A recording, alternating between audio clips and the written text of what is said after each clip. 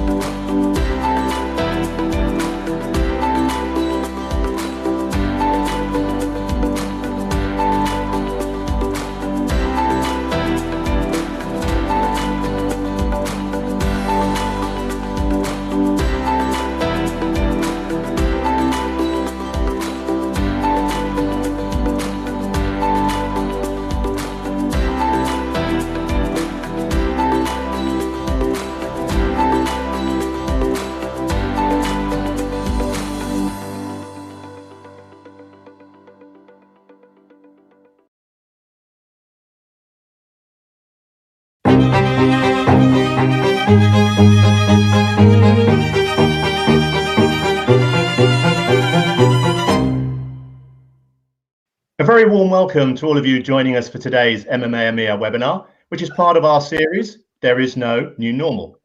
Today we're talking about gaining share and how advertising drives growth. And this is in association with our partners at the Trade Desk.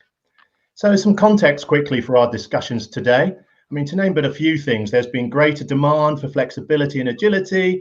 There's a massive shift to streaming services. There's the rise of social justice and brand safety.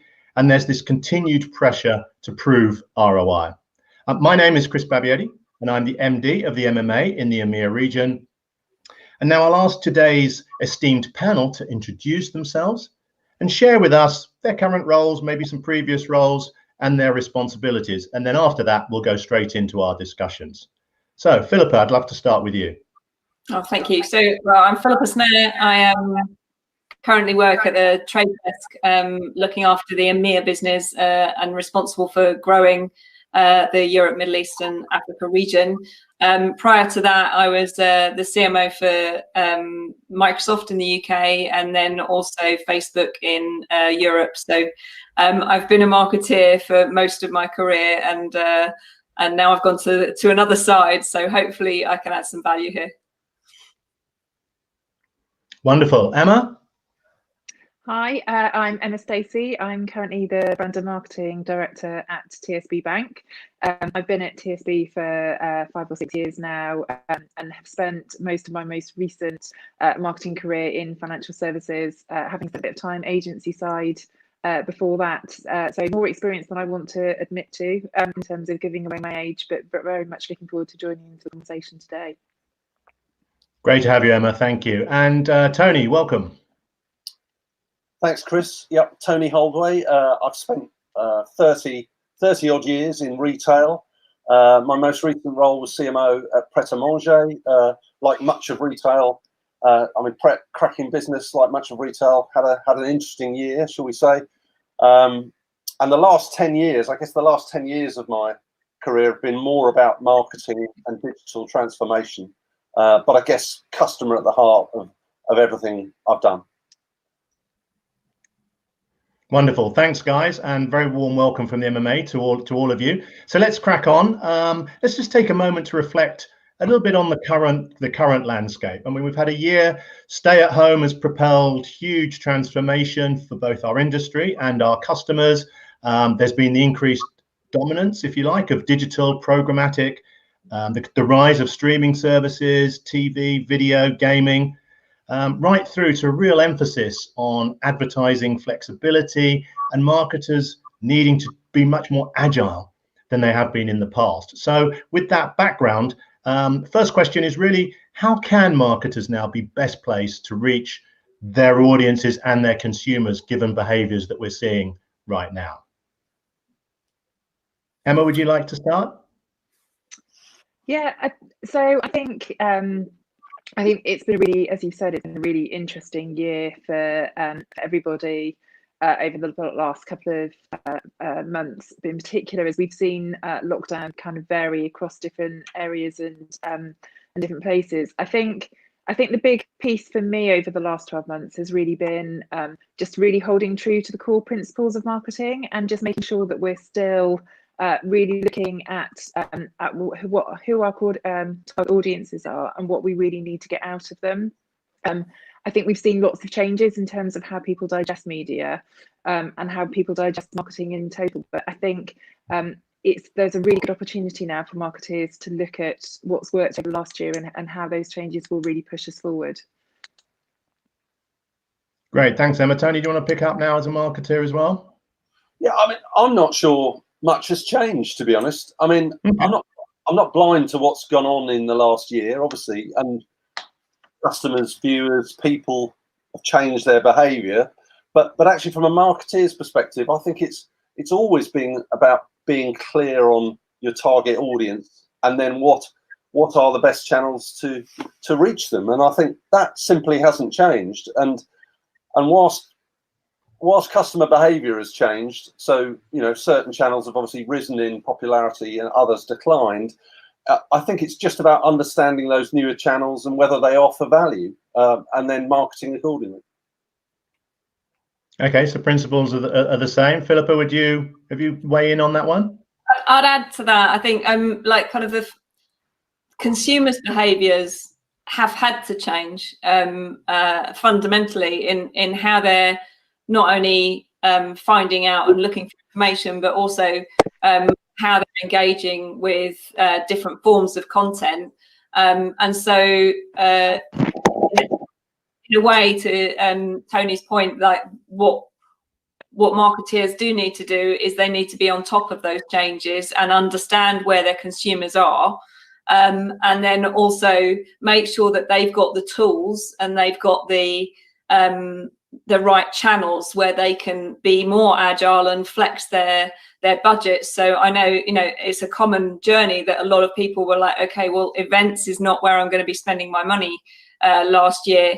And then they were looking for the channels that could replace what the events were providing them. So certainly like streaming media and CTV has become more popular, but there's been an education that we've had to go through. So as marketeers, they've had to learn that the preconceived ideas of what linear TV is actually CTV isn't exorbitantly expensive. You don't have to take your traditional TV advertising and then recreate it. You can actually use different creative. In fact, it's better to. And that flexibility on like understanding and learning those new channels, like currently in this year now, digital out of home was definitely not a place to be advertising last year, but now as we're getting back to whatever salience of normality is, like, then digital out of home is starting to become a really credible channel again, and people are starting to go, well, I don't know enough about this and I don't know how it's measured, and so I need to look into it. So I think there's still a lot of education and confidence to be built in marketers' repertoire, so that they feel confident in the new channels that they could start using. Okay, thanks for that. I'm going to pick up actually and just follow through a little bit there on one thing you picked on streaming services, whether connected TVs and the like, which we've seen explode, let's say, the way people are at the moment. I mean, one thing I think we talked about prior to going live today was, what is the effect on, say, the creativity and the creative process for streaming services now compared to services in the past? So well, I think some of the channels don't take advertising, do they? So I think in general, streaming, you're more exclusive. There's less clutter. There's the opportunity to be more impactful. But then conversely, you better deliver on that. You better deliver on the right targeting and the right creative that's appropriate for that channel, else you're going to stand out like a sore thumb. So I think it requires more refinement and appropriateness for whatever channel you're on. And I think from our side, what I think we've seen is historically, when we've been looking from a creative perspective, we've started at the sort of linear TV formats that we wanted to do. We focused on big brand stories, the 60 seconds, the 40 seconds, and actually taking us into, as digital has become much of a stronger element of our media plans, actually it turns that on its head a bit, and actually those shorter formats become the primary vehicle to get those messages again, and then linear is the way that you support that messaging. And I think that changes our creative focus away from the big brand story and into the short snippets. I think it also gives us the opportunity to really know customers in a different way, and so actually you stop having to try and appeal to everybody, and you can actually focus on the type of customers that you want to talk to and tailor your message much more effectively to your core audience, as opposed to when we've been doing more linear telly, when you've had to have quite broad messaging. It really gives you that chance to be really focused in your creative message. Yeah, great. And I think just hold that thought, because I think a bit later on we're going to talk a little bit about what marketers have done recently. They're going to keep going forward, and what they're going to sort of throw out or leave behind. But I just wanted to get your perspective, and maybe Philippa, you could lead on this one. I want to talk a little bit about opportunities. I've heard the phrase many times, let's not waste a good crisis, as people have learned and adapted and been more agile. But does the current environment allow for innovation? I mean, what have you seen or implemented? Yeah, I mean, I think it does, and it kind of carries on from what we were just talking about, because one of those opportunities of innovation is around measurement, and around making sure that like the industry is responding to these new channels, and ensuring that there's a way of for marketeers using their own data, so like their first party data and then other data, to kind of learn from and seek out new customers and new audiences. And certainly within the CTV space, that's something that the industry has been working really fast and really hard on, whereas the traditional kind of buying strategies in TV has been upfront bidding millions of pounds or dollars to try and get onto certain TV slots, without really any confidence or knowledge of knowing how many impressions and kind of how many each household really sees of those ads. Now the kind of the work that's being done around the accountability of these new channels means that it's bringing a kind of really important momentum around measurement, around attribution, so you can really tie together anything that you put on digital out of home or just a normal out of home, and how much is that driving people engaging with your web properties, As shops open up, there's been a lot of progression in how retailers are thinking about measuring online and offline footfall. And I think that's an area where we've seen a lot of acceleration in the industry, and now marketeers have had the time to understand like kind of what the value of that measurement could be, and then be able to bring it back to their business goals that they're trying to achieve. Yeah, and if I can extend on that a little bit, Tony, especially with your experience from a retail perspective, as the world opens up and as people start to be out more, are they going to lose, if you like, their use of digital services or digital channels, whether e-commerce, m-commerce, and go to retail? Will there be a balance around that? Do you have a sense of sort of trends and how, as retailers, will be sort of looking at this as they go forward? I mean, I think retail's always been about habitual behaviour, and the last year has obviously thrown that out, changed, made people question what they do, how they access services and goods. And I suspect, without being too woolly, I suspect it meets somewhere in the middle. I think we'll keep some of those habits. It's broken the back of certain things digital, and we'll keep some of those habits as things start to open up. Similarly, we will still crave physical shopping and going into stores and browsing and all those things that we loved to do way back when. So it will end up somewhere in the middle, Chris, I think. Right. I wonder, Emma, if I could come to you from a financial services banking arena with your experience about the trends that you're seeing, what you think will stay and what things will never go back to being as the way they were. And I think it's very similar to some of the other areas we've already touched on. I think the unpredictability is one of the big things of this year. So all of, whether that's through measurement or marketing and targeting, what we do know is what we used to know isn't necessarily true. The new normal is that the old precedents are no longer true. And so for us, it's about finding those new ones. For financial services, it's been a really unpredictable year, because we're not only is that true of marketing, but in terms of customers who you have modelled and you're kind of quite comfortable in terms of what they look like and their financial stability and their financial needs. All of a sudden, the pandemic has changed that overnight. So not only are our marketing models different, but the whole view of our customer has changed, and that means that the way in which we talk to people has had to be different, because with the assumptions that we may have made around the product mix that people need, the media that they consume, is all up for grabs. And I think we'll see some of that come back. I think we'll see some stability. I think some of the genie is out of the bottle and will never come back. So we've spent years talking about digital services and online servicing and making branches much more about interactions rather than transactions, and trying to look at how customers will change and use their banking services in the future. And I don't think that will ever return back to how it used to be, as we've a whole new generation who are comfortable using digital services. I think we'll see some of the bits that people want to come back, the human interactions come back. We'll see people being out and about. I think we'll have a bit of a bumpy ride trying to predict over the next few months what's going to happen as people, for all we know, as when we get the nice weather, all of our media plans may be totally different, as actually people are out and about completely. If we have an awful summer, then we may have people inside because it's raining, and so it's all the usual variants that we have as marketing, amplified through the pandemic.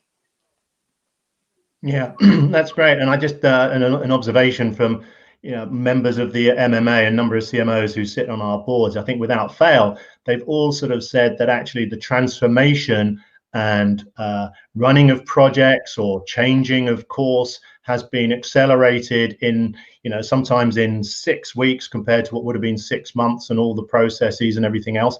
And I think people now feel that's for good. If it can be done in a crisis, it can be done as core business going forward.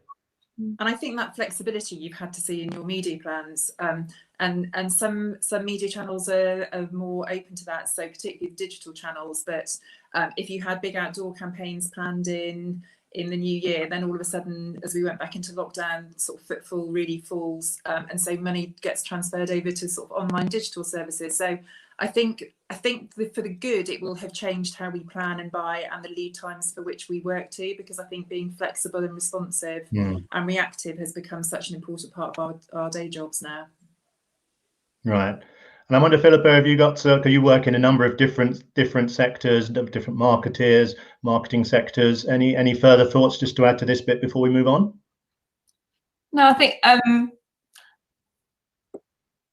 think the overarching benefit that we've had as a marketing community out of this is there's been an accelerated trust in instead of marketeers feeling like they need to go back to the business to prove why this particular channel or this omni-channel approach or this particular campaign approach is going to work. I think whether it's been deliberate or whether it's just been coincidental, the businesses have now gone like, you need to, continue to drive the business for me, but you've got to just make this decision because it's it's accelerating the timelines, and that has where marketers come into their own is by coming up with these solutions and then showing them that they have business impact, and they've been able to do that like over and over again in this kind of the last year. And so what I hope and what I've seen is that there's just more trust from the business in a marketing function and what the marketing function can offer the company. And that I hope continues, because then the more trust there is, then there's going to be more innovation and more marketeers feeling braver about trying new channels and trying new formats and showing to the business how multi-channel and omni-channel they can be. So that I loved seeing that, and I hope that continues. Great. That's one of the things we want to keep and, in fact, expand upon. So let's just move on to another area. So at the EMEA, a couple of you are familiar with this. We've launched a project based on assessing and benchmarking the marketing capabilities that marketers and their organizations need in order to really grow and accelerate the growth of their business. And we've actually found from the results that we've seen so far that the better the fit towards those benchmarks and capabilities, the more successful companies have been in trying to grow how their marketing efforts are affecting sales. So if you're, just to put it in as an example, if you're a company that's really, really focused on transactional exchange, customer journeys, personalization, the more your company is world class at those sort of skill sets, the more likely you are to grow your business and therefore be able to show your marketing effectiveness against sales. So from your perspective, then, this has led to, from your perspective, the question is, the skills and capabilities that marketeers, marketing organizations and their teams now need to embrace in order to do this. Have you seen a change in that? A lot of companies I know are going through organizational restructures or doing this, creating teams for this transformation we've been talking about. So it'd be great to get some sort of insights from the three of you around marketing skills, capabilities moving forward. Tony, if you would like to maybe kick off initially, and then we'll come to you, Emma. Yeah, I think what I've witnessed is almost what we were saying on the previous question. That pace of change has increased so rapidly, and it's then by individual colleague as to whether they embrace that or keep up with that or start to struggle. And similarly, brands, the best brands are getting bolder and are keeping up with that pace of change and being more relevant to consumers. As we've moved through the last year, the weaker ones are struggling to keep up. So I think it's very individual and personal, but I've certainly witnessed all of those possibilities, as in people that loving the thrill of the pace, the increase in pace. Similarly, some people being bewildered by it. Okay, yeah. And Emma, your thoughts of where you are with your business? So I think the old adage of marketing being a blend of science and art is still true for us. And so I think increasingly the science element of it, being able to understand the data, the analytics, and the attribution models, and the scientific element of our jobs is an important part that marketers now bring. but nothing will ever completely reduce the requirement for the art of our craft and the ability to be able to develop compelling, interesting, beautiful, creative that keeps people interested and engaged. I think as marketeers, this year has really been about being flexible, about being adaptable, being able to respond to the rate of change, but also about being brave. Sometimes it's about trusting your judgment and just being brave to make the decisions that have to be made. Yeah, great. Okay, that's yeah. I think that theme of bravery, a bit like Philippa's trust, has been a word that we've heard talked about quite a lot, and I imagine we've seen some of it. Philippa, have you got thoughts around here, marketing capabilities and skill sets in this new world? I mean, I'd love to build just on what Emma was saying there. I agree, and I love and miss the creative element for me at the moment. But the other massive acceleration that we've all touched on is the adoption of digital technologies, and with that also comes this need for understanding how the digital platforms work.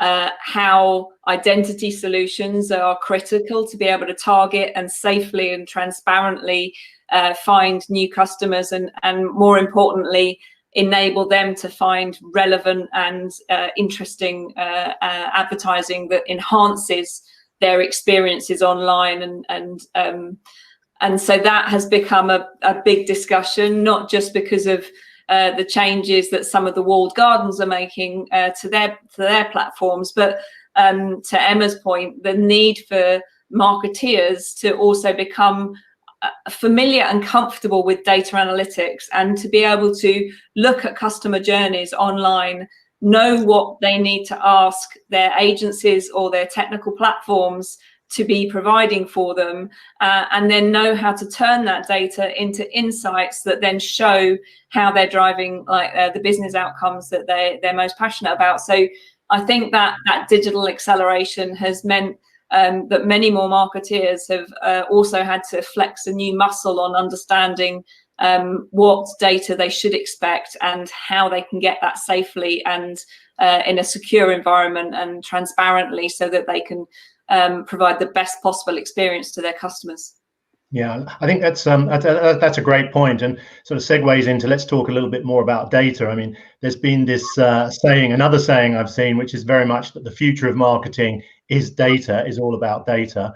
And actually, just this week at the EMEA, we've just released results of a survey we conducted with EY, which was covering 130 companies across multiple sectors and roles, CMOs, VPs, directors, senior managers, all around trying to understand the data and the data maturity that they have within their organizations. It was actually ran in the US, but if you don't mind, I'm going to share just a couple of points with you before we get into a data discussion.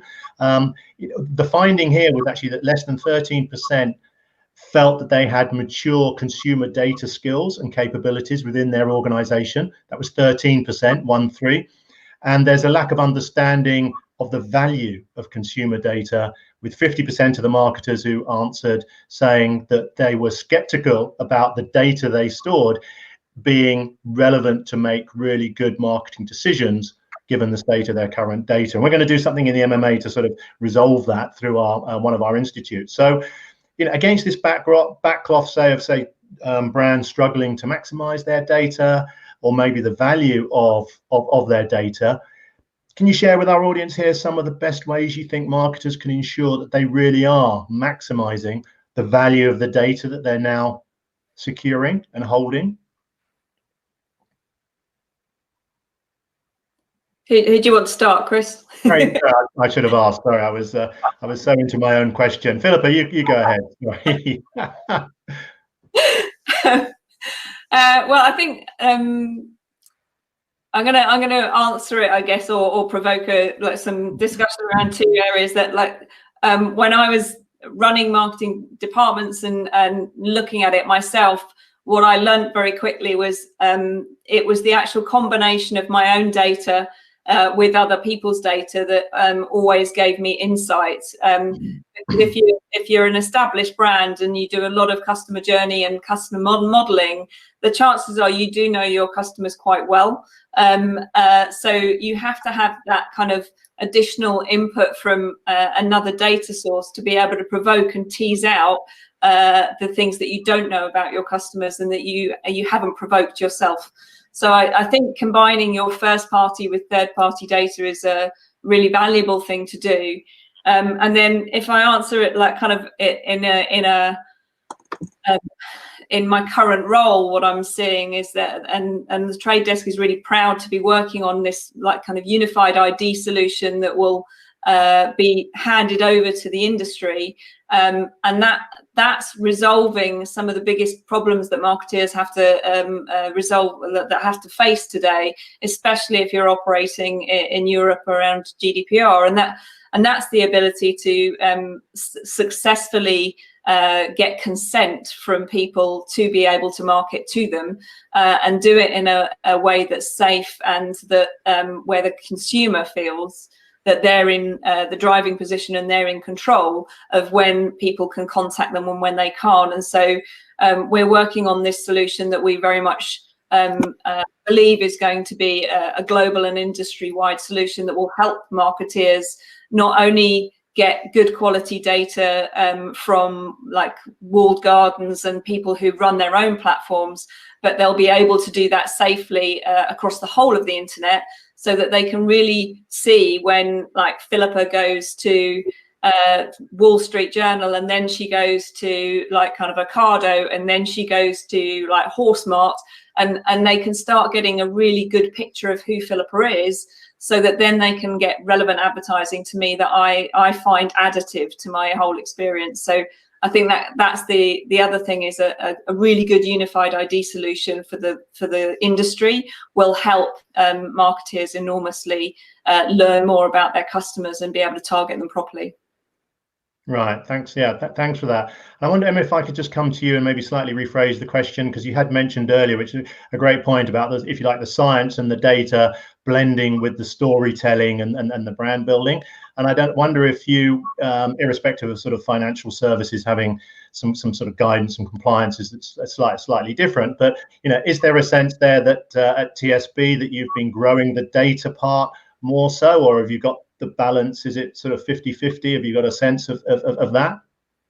I think absolutely the data is really important in all organizations, but I think to Philippa's point, there's a couple of words there that I think are really relevant in terms of how you look at data, and that's about connected data, because I think as a bank, undoubtedly we have oodles of information on our customers. But actually it's quite specialist or specialized in the subject matter that it is. So it tells us a part of the picture of somebody, but it doesn't give us that rounded view of who they are and what they do. And so actually being able to connect that data in wider in terms of their bigger relationship with us. And so what does that data tell us, not just about that snapshot at that time, but that longer and wider perspective of the customer. But when you then tie that into third-party data, you get that much more rounded conversation. I think for us, it's also about relevance, and you can have a huge amount of data that has no relevance to the conversations that you're trying to have with your customers, and so finding those data points within your plethora of what you have that really gives you the insight to have the relevant conversations with you is the skill that comes with the data mining. Right.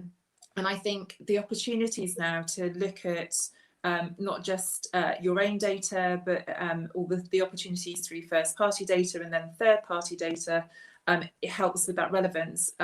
But also to not make assumptions on data, because there is nothing worse for all of us than when you visit a website once and then for the next 6 weeks you'll be getting every single ad on every single feed that you go into. And as a consumer, that can be really frustrating, because there's a huge assumption that person knows more about you than they really do.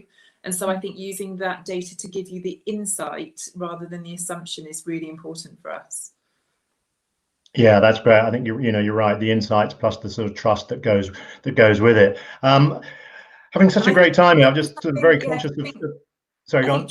I think trust within that is really important, because I think the big thing for a consumer is they have to trust that you're going to use their data sufficiently and safely and sensibly. And I think if you can demonstrate that the information so we all know getting marketing permissions is incredibly difficult.